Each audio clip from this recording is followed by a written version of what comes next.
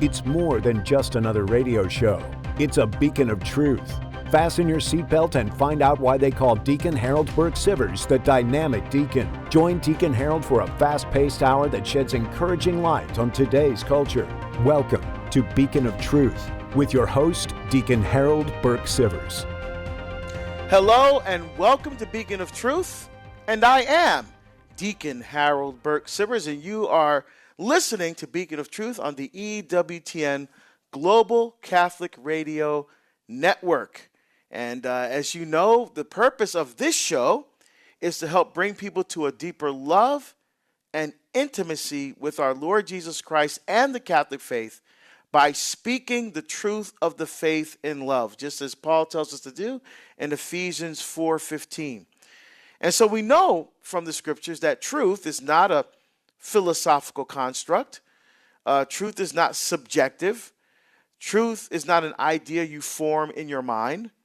Truth is a person.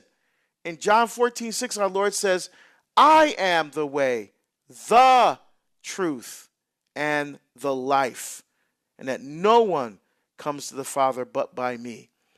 And so, this show, we take up that mantle and we run with it. Always speaking the truth. And what I love about what we're doing here on Beacon of Truth is that we're not afraid to talk about difficult issues. One of the biggest frustrations I hear from people in parishes is that Father refuses to preach on difficult issues. I never hear about abortion. I never hear about theology of the body. Never hear about gender. I never hear about all this stuff. He just preaches, love and acceptance and stuff. But, what are the tools we're going to use to combat what's going on in our culture today? And this may be someone's only time ever in church. I mean, they're not the ones going to adult faith formation or mystagogy, post-baptismal catechesis, or if they're dropping their kids off for First Communion classes or confirmation classes, they're going out to get a beer or dinner, and they're not staying there to learn, themselves and to build up their own faith so they can have helpful and meaningful discussions with their children about the things they're learning about the faith. So there's some definitely frustrations out there, especially when we're not addressing difficult issues. And I'm so thrilled that today our guest is John Birsch, and he's going to talk to us about the church and gender ideology. And John and I know each other. I've actually been to his house and met his kids, and his daughter played harp while I was over there.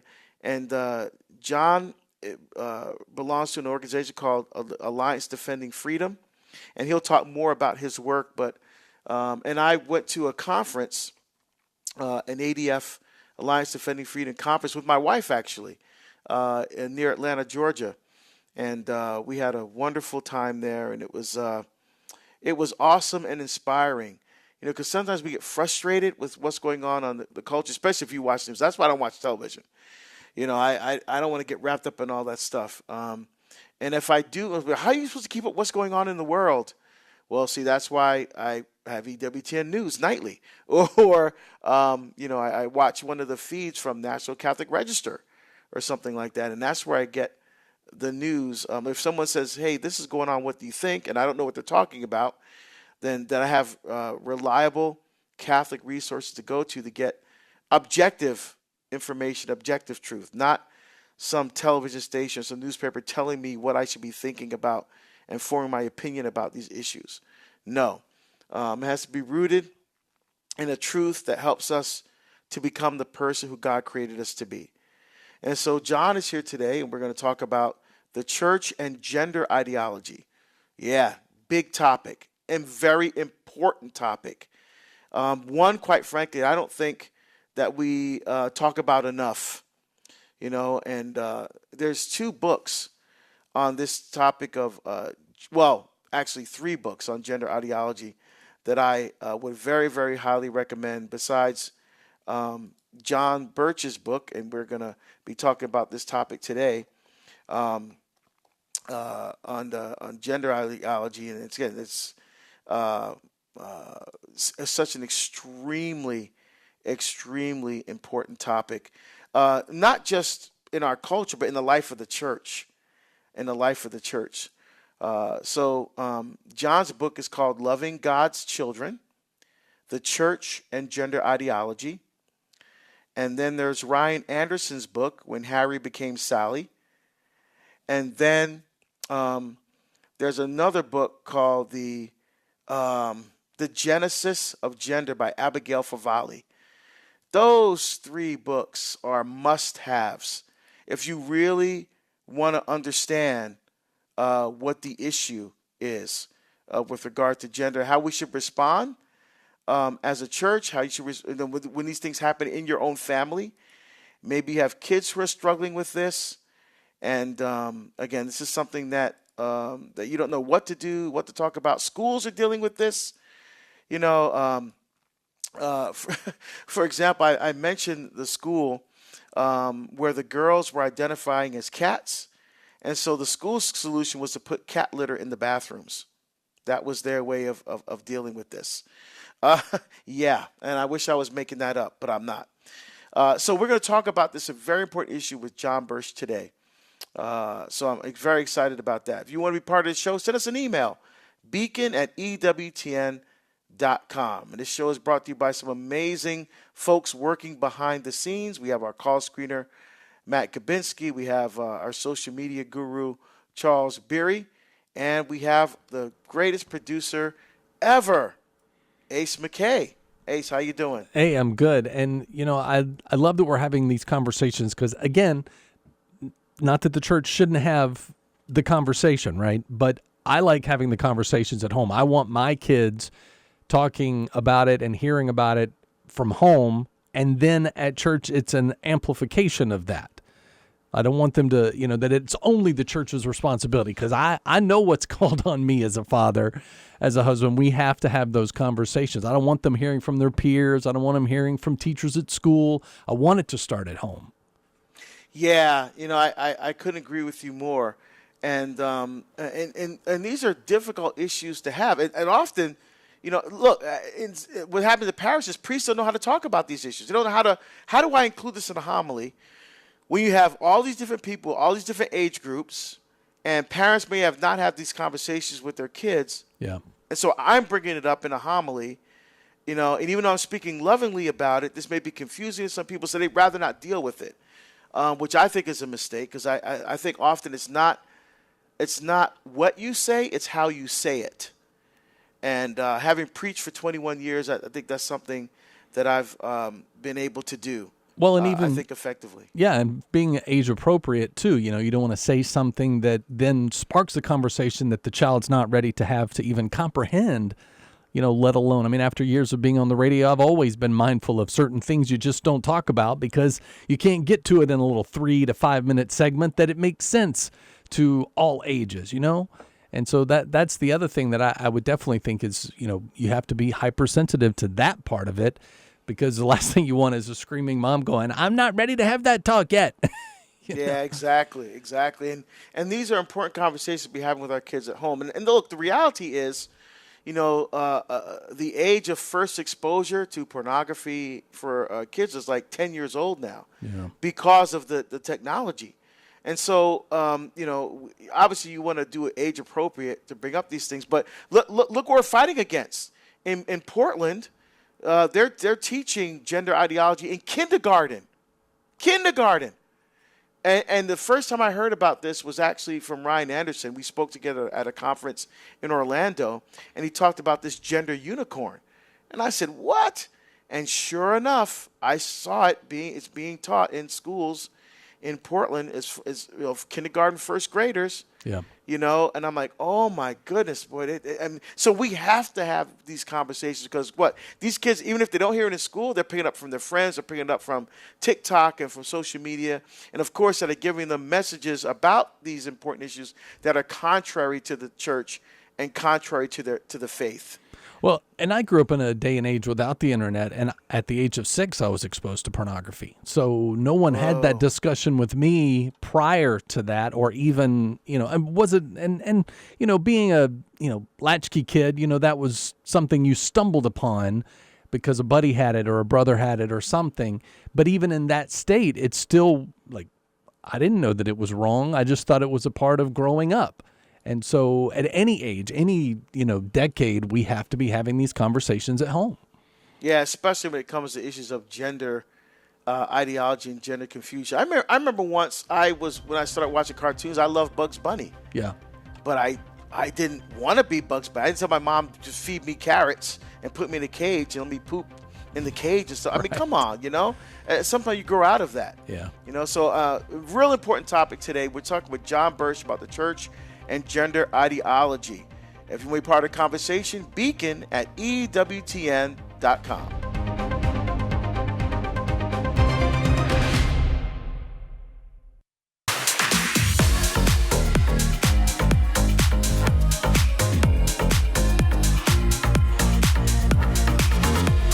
Woo! Yes! That's awesome, man. Need a little disco ball in the studio. Yeah. All right. Well, don't get confused, my dear listeners. You are listening to Beacon of Truth, and I'm your host, Deacon Harold Burke-Sivers, and we have the best bumper music in the business. Both our producer, Ace McKay, and I are musicians, and we understand the importance of music in our lives and in the life of the church as well. So we like to have a little fun on the show by playing some very fun bumper music to bring us in and out of the breaks. So thank you for this these bumper songs are getting better and better every time. Taking you back. It's all I'm here for. Yeah, I love that. If you want to be part of the conversation today, we're talking with John Birsch about the church and gender ideology based on a great book that he's written. You want to be part of the conversation, Beacon at EWTN.com. Of course, we want to let you know great gift ideas always available at EWTNRC.com. The great thing is, through the month, you can check out some great deals and flavors of jams, jellies, and preserves that were all created from the monks of St. Joseph's Abbey. So if you want to find out about the 21 or 25 different flavors, all handcrafted in the USA, and when you order 2 or more jars, you receive a discount of $1 per jar. So check that out. Available at EWTNRC.com, and free standard shipping online orders of $75 or more when you use the word free at checkout.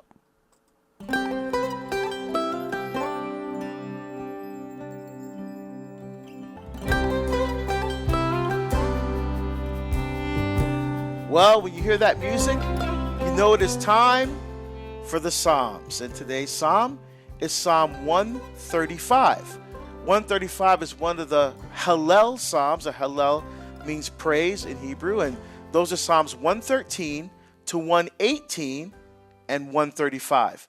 Now, this psalm is pretty long, and because we have a guest today, I'm only going to quickly go through verses 13 to 21, which I think is important for our discussion today about the church and gender ideology.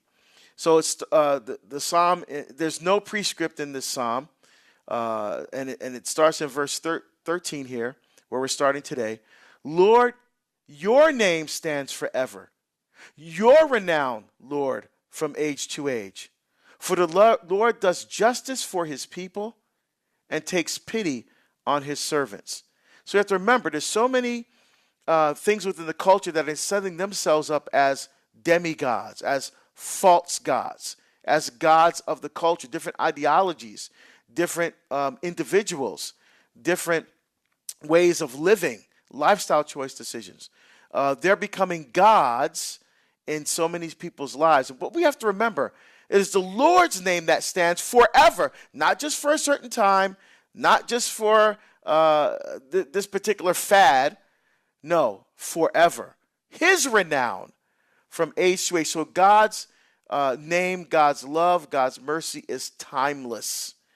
And he does justice for his people. And so verse 15, pagan idols, the idols of the culture, are silver and gold, the work of human hands. And I love this part. They have mouths, but they do not speak. They have eyes, but they do not see. They have ears, but they do not hear. There is never a breath on their lips. Their makers will come to be like them, and so will all who trust in them. That's so powerful in talking about the issues of the culture today. The cultures are just like the fake idols, these golden images like were set up in the book of Exodus for the golden calf, what Nebuchadnezzar tried to set up in the book of Daniel for the people to worship. And we have so many things in the culture that are being worshipped as idols. But what does the Psalms tell us here? The scriptures? That they have mouths but that speak, eyes that see, ears that cannot hear. These things, we're holding them up as idols, but ultimately they're empty and they're meaningless. Right? We're trying to find meaning in these idols of the culture that ultimately leave us empty and bereft. They don't allow us to think. In fact, they tell us what to think instead of teaching us how to think deeply, seriously, and intimately, especially in our relationship with God. Well, and that's a big part of why we talk about the saints is, to point people to flawed individuals who found their way, and rather than looking to the world and what idols based on who's on the court or who's on the field or who's in the movies, like looking to people that truly can represent a better, not idolology, but someone who is more of to look up to, like I want to be like, or I want to aspire towards, so that we know how to pray and talk to God based on our connection to that saint. Right, exactly right. And about the eyes of the culture, I love that line, their makers will come to be like them, and so will all who trust in them. So ultimately, these idols of the culture, they implode, they turn in on themselves. Because it's really, in the end, there's nothing there. And speaking of cultural idols, well, boy, we're ready to have a great conversation today. We're going to talk with John Birsch about his great new book, but also talking about the importance of the church and gender ideology. So I'd like to welcome to Beacon of Truth, John Birsch. John, welcome to the show. Thank you, Deacon. It's great to be with you again. All right, now the last time we saw each other, we ran into each other right on the Notre Dame campus. I think I was heading to the bookstore, and I happened to literally run into you. Yeah, that seems like yesterday, but a lot of time has passed since then. I've actually had one of my sons get married on that same campus at the Basilica of the Sacred Heart there at Notre Dame, and my first granddaughter was born 6 months ago. Oh, wow, congratulations. I didn't know that. Oh, that's great. That's great. So, John, obviously when you talk about your background, people know who you are, but they don't know who you are. In other words, they probably the context of, once you begin to share about the work that you're doing, they're like, oh, it's that guy. But tell us a little about your background. Yeah, so I was born in Minnesota, grew up in Michigan, went to law school because I thought that would be intellectually stimulating. And through just a series of God opening up one door after another for me, today I work for Alliance Defending Freedom, which is the largest public interest law firm in the world defending religious liberty, free speech, marriage and family, parental rights, and the right to life. And I supervise all of their litigation in the U.S. Supreme Court and appeals in the lower federal court. And so that gives me an opportunity to meet lots of wonderful people, to defend basically God's principles here on earth, and to do that in a broad variety of contexts, including gender ideology, our subject today. Yes, and in the course of your work with the ADF, you testified before the Supreme Court. Yes, I've argued 12 times in front of the U.S. Supreme Court, several times defending the church's teachings on marriage and human sexuality. Excellent. So, John, so tell us, so how'd you go, the work you do in ADF, Defending Freedom, what caused you to write this book? I mean, it's such a good book. And again, one of the 3 books on this topic, I think every Catholic should have all 3 of these books, especially if they truly want to understand what's going on with gender ideology. So what got you to write this book? Yeah, I don't think anybody goes to law school intending to write a book about the church and gender ideology, but it was the natural outgrowth of the way that my religious liberty and free speech work was changing. It started, about 5 or 6 years ago, after Obergefell had been decided. This was the next big push in our culture. And it started with boys who are identifying as girls demanding access to girls' locker rooms and restrooms and showers, those privacy spaces. And then it quickly spread to sports, where boys were, in the example of one of our cases, winning 15 state track and field championships that should have gone to girls in the state of Connecticut. And then from there, all of a sudden, it migrated into employment issues. People were being told that they had to use preferred pronouns, even if they thought that that was a lie according to their religious beliefs, and they could be fired if they didn't do that, to even more serious, all kinds of transition surgeries and schools transitioning kids without their parents' knowledge, sometimes even intentionally keeping it a secret from the parents. And then finally today, people being excluded from various activities like adoption and fostering simply because they won't affirm the state's belief on gender ideology. And so it was an outgrowth of that legal work and a desire to know more about it in the church that led me to write the book so that I could help all kinds of people in the pew understand where the church is coming from, where the culture is moving, and how to talk about this with their kids and their grandkids. Yeah, this is incredibly important. We were talking earlier about how this is such a difficult issue to bring up in parishes. I'm being asked more to talk about this issue. This is not something that's in my wheelhouse. I mean, I have a number of different topics on the Catholic faith that I speak on. It's not that I'm afraid to talk about this issue, but this just wasn't one that I would naturally want to talk about. But and in fact, I incorporated it into a talk that I give on wokeism as a piece of that.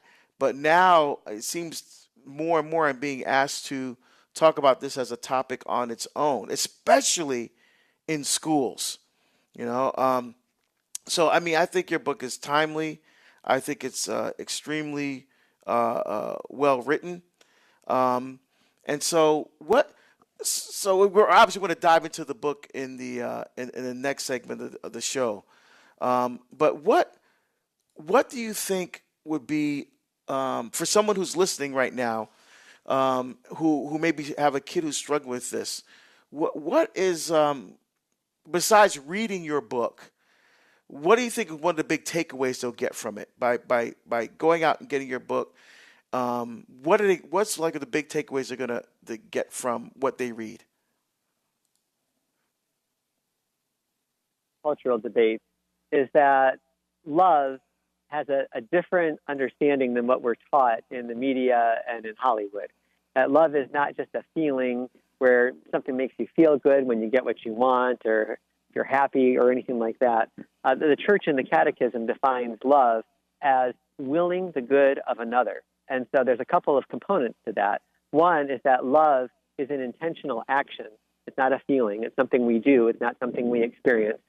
That it always involves another person. It's not how we're being impacted, but it's about someone else and caring for them. And finally, that it's willing the best for them. And willing the best for them might not always be what they think they want or desire. And every parent understands that intuitively. If their child wants to touch a hot stove, no matter how badly they beg, no matter how much they want it, no matter how much they say, well, this is what will make me feel good, the parent will never allow that because they understand an objective truth that touching the stove will burn the child and badly hurt them. And two, that because they will what's best for their child, they don't want that to happen to them. And so anytime that we're entering into this gender ideology discussion, it has to be with utmost compassion and accompaniment, because people who are suffering from gender dysphoria have a serious condition and they need our help. But we also have to do it in truth, because if we don't do that, it's not love at all. Well, that's awesome. Boy, I can't wait to dive into this topic even more. You want to be part of the conversation today? Send us an email, beacon@EWTN.com. And we are discussing today the important issue of the church and gender ideology.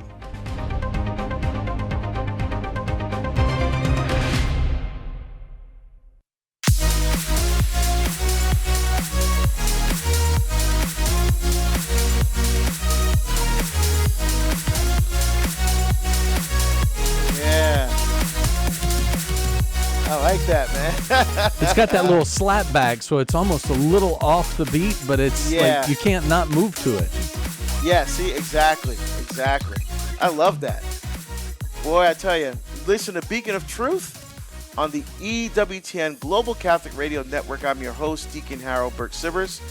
And as you hear every day on this show, we have the best bumper music in the business, that's brought to you by our producer, Ace McKay. Thank you, sir. Of course, we want to remind you after the show today, we've got Cresta Live with Al Cresta. He's got great guests talking about today's news and the things that truly matter. You can also stream anytime on demand when you check us out, EWTN.com/podcast.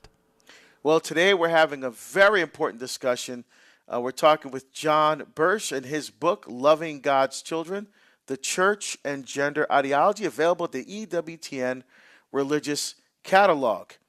You know, in the fall of 2019, so right around the time of the pandemic, the American Journal of Psychiatry published the results of a study that they said found that gender reassignment surgeries improve patients' mental health. But another study came out not too long after that, and the American Journal for Psychiatry actually had to retract its findings from its study because the study that subsequently came out, which is the biggest data set ever, shows that there's no psychological benefits to patients of hormonal or surgical transition. You know, so this why do I bring this up and we talk about this issue? These are one of the things that the culture is trying to promote as this is a way that we're going to help people because this person was born into the wrong body. You know, this is the way that we respect a person's rights and dignity. So they're using all of the buzzwords and cultural language to try to articulate a truth that's not rooted in love, as John Birsch talked about in the last segment, what authentic love is. Love always looks at what's best for the other, not what's best for myself. A love we don't worship the Trinity of me, myself, and I. You know, it's when you give yourself away in love is when you truly find yourself in God. And so we're talking about, again, this great book discussing this issue of the church and gender ideology. So once we understand, John, the proper understanding of love, where do we go from there? Well, the next is to understand an authentic vision of the human person. And the Catholic Church has been talking about this for 2,000 years.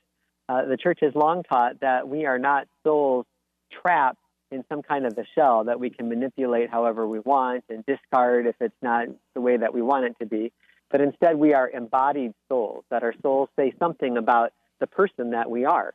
And so the fact that I have a male body reflects the maleness of my soul. The fact that I have a female body reflects the femaleness of my soul. And that's a sex that we're going to carry with us all the way to the end of time, someday when our resurrected bodies will be with us in heaven, as we profess in the Nicene Creed every Sunday at Mass. And this is a heresy that the Church has had to stamp out before. You go all the way back to the 2nd century, and there was something called Gnosticism, where people believed that the body and the mind were two separate things, that they weren't related to each other, and that the ultimate purpose in life was to get our soul to heaven and that our body didn't really matter. And the Church rejected that then, and it rejects it today. Pope Francis talks about this beautifully, that our sex, our bodies, is a gift from God. And if we reject that, we're rejecting our relationship with God, but it also makes it impossible for us to have authentic relationships with other people because we're denying the reality of who we are. And so in doing that, we're breaking the two greatest commandments, love of God and love of neighbor. And what's beautiful about the science that you were mentioning, I hope we can discuss that in more detail, is that it completely aligns with the Church's view of the human body, as we know science and church teaching always do, although people forget that sometimes. Yeah, that's so true. So you have someone that's confused about their gender. So what are some of the causes? Because the solution is, well, of course, if you're confused about your gender, get gender surgery. And so what's scary to this about this for me is that they're giving prepubescent children puberty-blocking drugs and hormones before allowing. Well, first of all, you have a kid who can't drink, who can't drive, who can't vote, who can't. There's so many things they cannot do for themselves. But yet, if they say that they're and they think they're in the wrong body, that we should be giving puberty blocking hormones and starting to subject them to treatments and surgeries that will permanently alter their physiology, something they can't take back. I mean, that's scary. So what have you seen in your research as to maybe what are some of the root causes for why someone may feel that they're the wrong gender, the wrong sex? And plus, let's get this first. How many genders are there? Depends who you ask. Years ago on Facebook, they had a place where you could declare your gender, male or female. And then they started to add additional genders that people could declare: queer, non-binary, two-spirit, it goes on. And eventually they got to about 84 or 86, and they said, we can't keep up anymore. They just keep inventing new genders. And so then they just created a fill-in-the-blank so everybody could define their own gender. So there can be quite a few. But typically when we're talking about gender dysphoria, the most common way it presents is someone who is a boy who feels like they're a girl, or a girl who feels like they're a boy. And so we tend to think about it in that terms, although it can be a lot more than that. And what people need to understand is that there are all kinds of dysphorias. It's not like gender dysphoria is the first time that we've ever been presented with this issue. A simple one that many people would be familiar with is anorexia, where someone in their mind feels like they're fat, even though the reality of their body is that they're the right size or maybe even too thin. And we would never tell that person, well, you should eat less, or you should have a surgery on your stomach so that you can lose weight, because not only will that make them ill, it could even result in their death. That's not loving at all. And it turns out that of all the different dysphorias, every single one, except for gender ideology, doctors will encourage people to allow their mind to be aligned with the objective reality of their body. Gender dysphoria is the only one where doctors are encouraging people to change their bodies to align with the dysphoria. And it's kind of a uniquely United States problem, because in Europe, that's where that study came from that you were referring to, in countries like the UK, Finland, Sweden, Denmark, they were world leaders in puberty blockers, cross-sex hormones, and the sex change operations. They've all pulled back and said, we're not doing that anymore because the evidence doesn't support that this is good for people. In fact, oftentimes it makes the problem worse. So what causes all this? Like any dysphoria, there can be lots of causes. Some studies say that up to 60% of people with gender dysphoria have suffered sexual abuse, and yet they're not dealing with the psychology of the sexual abuse. Instead, they're just rushing out with all these medical interventions. Other times it's because they've had difficult family relationships. There's a detransitioner that I've talked to, and when he was a little boy, his grandmother really wanted a little girl, and so she would dress him up as a girl, and then later he experienced sexual abuse when he was an adolescent and teenager. It could just be broken relationships in the family. But what we need to do is to get someone who is suffering from dysphoria, and we should make clear people understand that's a mental health diagnosis, where someone is actually experiencing anxiety and strain from this feeling of being trapped in the wrong body. We need to get them to a therapist, a Catholic therapist, who will be able to help them deal with those underlying issues instead of just blindly going into body changes that don't do any good. Well said.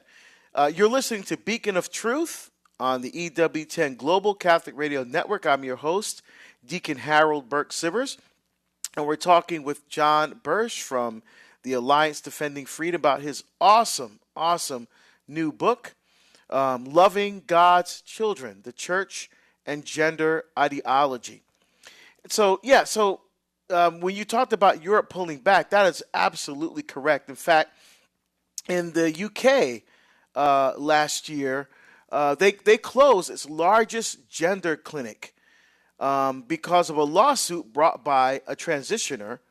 This is a woman who felt that she was a man. She took puberty-blocking hormones. This is a prepubescent child, took puberty-blocking hormones, had a double mastectomy, and then when she was in her 20s, post-puberty, she said, what did I do to myself? And even more important, what did you adults let me do to myself? And so she brought a lawsuit against the clinic where this was done. And the courts ruled in her favor.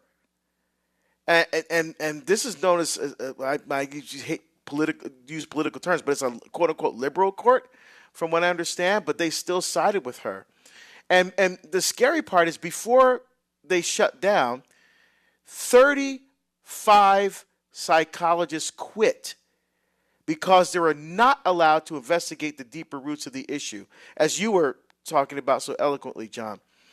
They found, for example, depression, body dysmorphia, anxiety, OCD, family dynamics, abuse, as you so well stated, and autism. You know, and 1% of our population is autistic, but of the transgender community, 42% are autistic. In fact, after a talk I gave on this, a woman came up to me. She was a little upset. She wasn't mad, but she was a little upset because her daughter was in the process of transition to become a man. And that she's in her 20s, and she's supporting her daughter's decision. And I said, is your daughter, I'm just curious, I don't know your family, I don't know your history, but is your daughter autistic? Yes. Okay, did you actually deal with the autism first before going to this irrevocable form of decision and action? No. Well, don't you think, wouldn't it be easier to try to deal with the autism first instead of going through taking hormones and life-altering surgery? You know, and again, she didn't really think about that. If my daughter feels this way, then I just have to support her. So let's talk about that for a second, John. Families that are dealing, it is so hard when families are dealing with this issue, especially when the child feels the way that they do, and the parents want to love. Like you said, we need love, we need compassion, we need understanding. But when it's your own child, how do you do that? Well, you start by asking a lot of questions. You know, so why is it that you feel like you're a sex that's different than your body? Who have you talked to about this? You know, what have you been looking online, on social media, and things like that? It's important that parents approach this with a listening ear and asking lots of questions, because they're likely to learn a lot from that discussion. Whereas if they just launch into, well, you're clearly a girl, you're not a boy, the child is likely to shut down. And if they're truly suffering that anxiety, that distress, like I said, it's a diagnosable mental health issue if they've got gender dysphoria. I want to separate that from kids who transition because that's the cool thing to do. There's social contagion. And that's a whole separate issue, where kids aren't experiencing the distress. But for the kids who actually are diagnosed gender dysphoria, they have a suicide rate roughly 12 times the rest of the general population. And so these are kids that are going to need our attention, our care, our accompaniment, as I mentioned, all the care and compassion that we can give them.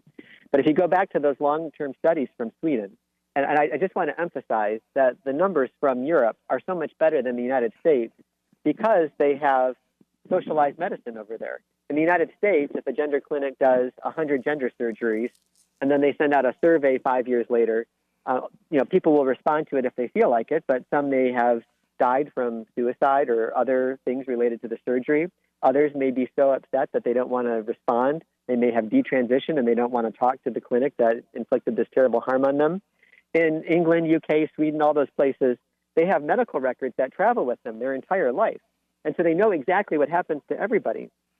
And that long-term study, the systematic study, showed that for adults who went through the full surgery and changed their body entirely, that their rate of suicide went up to 19 times that of the general population. That doesn't sound like a cure that's actually doing what it's supposed to be doing. And it's that kind of evidence that got the Tavistock Clinic in trouble that you were talking about, the kind of evidence that American gender clinics are ignoring. And not only have they stopped the cross-sex hormones in the surgery, but they've stopped the puberty blockers too. I mean, just quick explanation on what that is. Puberty blockers are something that have been around for a long time, and they were intended to help stop a problem where kids were going through puberty earlier than they were supposed to. And so this just delayed it a little bit so that then they could eventually go through puberty the way they were supposed to, helping their bodies achieve what they're supposed to do. When puberty blockers are used to stop someone from going through puberty for purposes of a sex change, it's doing the exact opposite. It's preventing the body from doing what it's supposed to. And those kids end up with bone density loss and heart trouble, brain trouble, other developmental trouble. They lose their fertility, their sexual function. And the most recent study that came out of the UK on that showed that that's not providing any relief to kids who are suffering from that anxiety from gender dysphoria either. So none of these tools that doctors in the United States are using are being used overseas, where they were the pioneers in this type of stuff, because the medical research shows that it's not the way to go.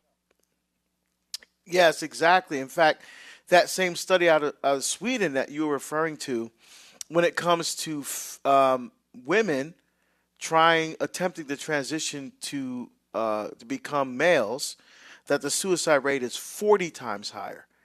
So yes. when you 19 times higher, which is, I mean, that should disturb us as Catholics. I mean, these are our brothers and sisters. And look, we have to remember, and I love the way you're presenting this, John, because we're not forgetting the Catholic principle. We love everyone, but we always don't love their actions. And we judge actions, we never judge people. You know, this is a difficult issue, yes, but this is something we need to address with respect, with compassion, with truth, and we love all of our brothers and sisters with the love and the heart of Jesus Christ. And when we see our brothers and sisters, whom we love, with the heart of Jesus, killing themselves over this issue, this is something that we should be rolling up our sleeves and getting involved in. Not, because taking your life like that is scary, and that should disturb us. And we love our brothers and sisters enough not to lie to them.